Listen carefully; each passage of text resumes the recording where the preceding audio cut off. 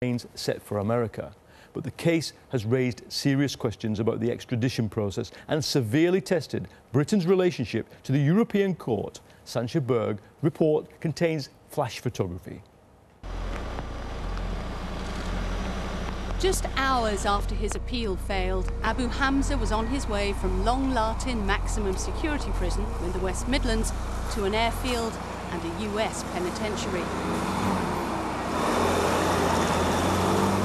One of the most notorious figures in Britain, described by his own lawyers as a pantomime villain, was finally leaving the country. Soon, Abu Hamza and the other 4 defendants will be on their way, flying Con Air to the United States in a US Department of Justice plane with federal marshals on board. But it's 8 years since the original extradition hearing. Why has it taken so long? From the 1990s, amongst his own followers, he called for violence. Don't ask, shall I do this, shall I do? Just do it! Anything will help the father, do it! If it's killing, do it! If it's paying, pay! If it's ambushing, ambush! If it's anything, poisoning, poison!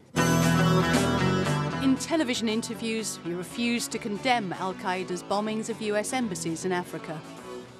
And you support the message of killing 200 people in order to send a message? They were not meant to be murdered. So you repudiate the attack, then? We don't target civilians, no way. You repudiate? You say it was wrong, then? No, I don't say it was wrong. In 2003, there were 7 arrests at Finsbury Park Mosque, where he preached. Police found a stun gun, replica firearms and CS gas canisters. Just over a year later, in May 2004, Abu Hamza was arrested on a US extradition warrant. Charges included setting up a training camp in Oregon and arranging a kidnapping in Yemen. But in October 2004, he was charged in the UK with 15 offences under the Terrorism Act. That halted the process. Found guilty, he was imprisoned in 2006. I think that's largely a waste of time, though it was very good lawyers' fees, of course, because he should have been sent to the United States. There, perhaps his defence lawyers would have got him off, so be it. What is it with British lawyers, British judges, British prosecutors, I don't know, nobody knows, that they think that justice delayed now is something that they can accept? In May 2007, the extradition began again with a preliminary hearing in London. His lawyers went to the European Court of Human Rights. That halted the process. It took till 2010 for the first hearing. Many thousands of cases have flooded in particular from Eastern Europe, from countries such as Russia, Turkey, Romania and Poland. The court is therefore struggling with a very large backlog of cases, something like 80,000, 90,000, depending on the figures, depending on which figures you look at. And the court is often struggling, it's got limited resources, some of these cases are very, very complex, and that tends to slow up its proceedings to some extent. They delivered their verdict in April 2012 and then 2 weeks ago turned down Abu Hamza's appeal against it. Extradition would be lawful because the conditions in the US would not be inhuman or degrading. But then lawyers for Abu Hamza and the other defendants went back to the British High Court. That it's taken so long has angered the head of the justice system itself, as he made clear last week. I'm not going to comment about an individual case, but any case that takes 8 years through a whole series of judicial processes to come to a conclusion, and you've made the point that it hasn't yet come to a conclusion, is a source of real fury to me. One veteran MP says it's time for Parliament to get involved. I think the Justice Select Committee should be looking at why it is that these incredible delays. What is the extra protection that terrorists, alleged terrorists, in due course convicted terrorists have? Why is it that the QCs and judges bend over backwards? And I think it's time for a proper examination. Most MPs are terrified to mention judges or criticise them, but in this case I think it's overdue that we have a proper parliamentary examination of why justice is so delayed in this area of law and courts. Abu Hamza himself will soon have left the country, but the questions raised by his extradition remain. Well, joining me in the studio is Conservative MP Mark Reckless, who sits on the Home Affairs Committee, and down the line, in his first interview since the verdict, Abu Hamza's lawyer, Alan Jones QC. Alan Jones QC, you're the man who represents Abu Hamza. What's been his reaction tonight to this verdict? Oh, well, I haven't spoken to him today at all. I think he was expecting this. In fact, we were all expecting it. I think it's been clear since the European Court of Human Rights made its decision in April that it was final, and nobody expected the Home Office to conduct what we thought were the necessary medical tests to determine whether he was fit to be extradited. You can't seriously then have thought you were going to succeed with today's appeal. It was, in effect, a delaying tactic. No, it wasn't a delaying tactic. We had a consultant psychiatrist who gave his opinion to the Home Office on the 10th of August of this year that there had been a deterioration in Abu Hamza's mental condition attributable to sleep deprivation for 8 years. He's been kept in conditions of the utmost severity in Belmarsh prison with very severe disabilities. And his recommendation was that there should be an MRI scan, his recommendation given on the 10th of August, which the Home Office ignored. But I don't think those are the main points. I'd like to deal with the question of delay, which you've been discussing.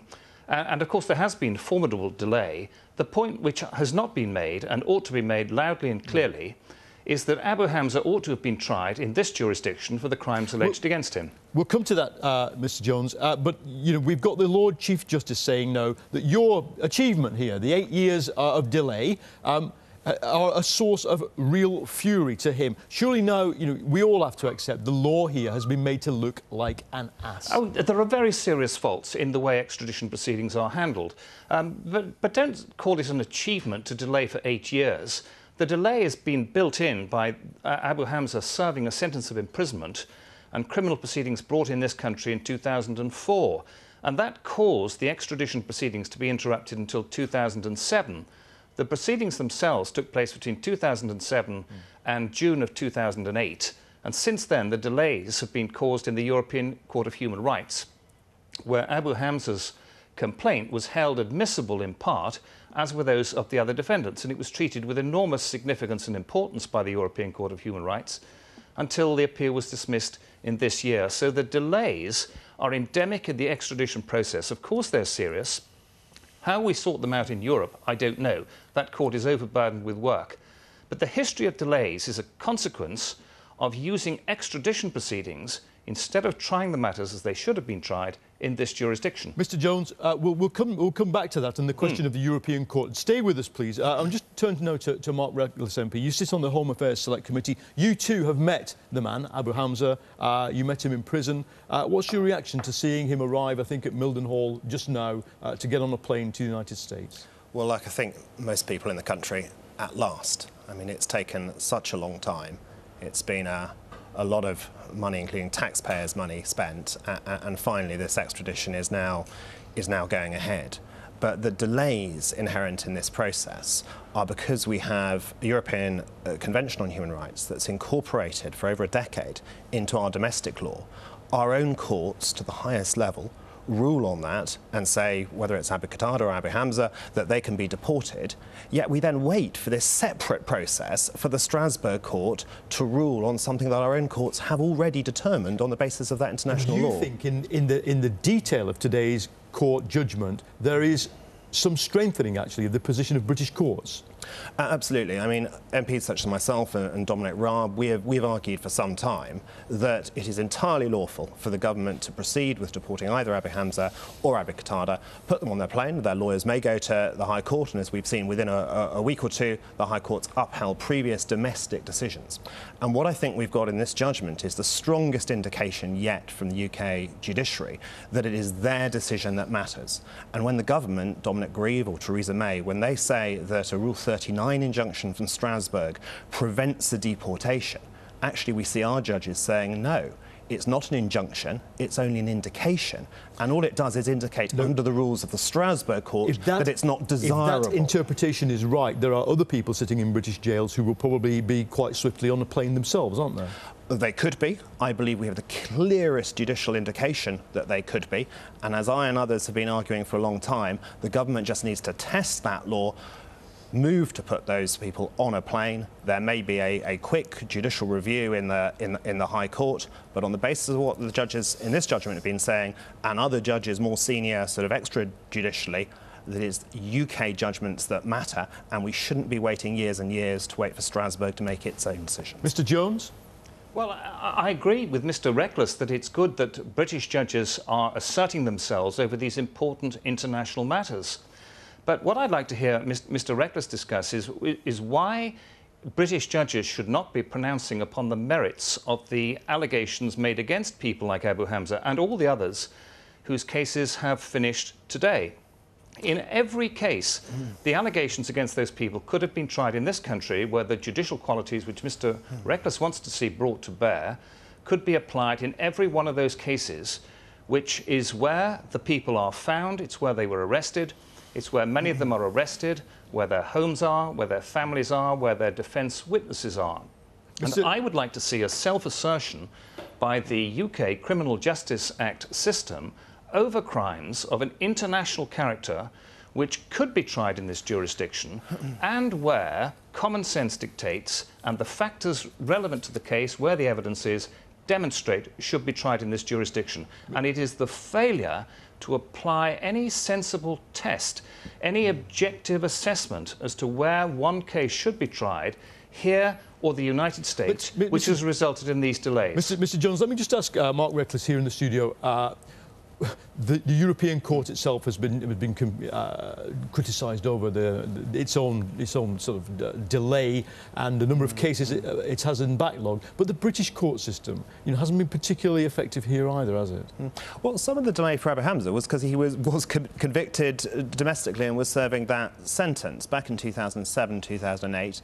I think our courts here took about a year. Perhaps there's some arguments we could change the statutory appeals and the way they interact with judicial review. But it was only a year of that process that were our courts, and now the last week or two that have been the UK courts. The far bigger delay has been Europe, and what we see in this judgment is we really shouldn't and don't need to wait for Strasbourg. We can make our own decisions, and our government should follow our courts here. Mark Reckless, thank you very much. Alan Jones, QC, down the line from Tunbridge Wells, thank you. And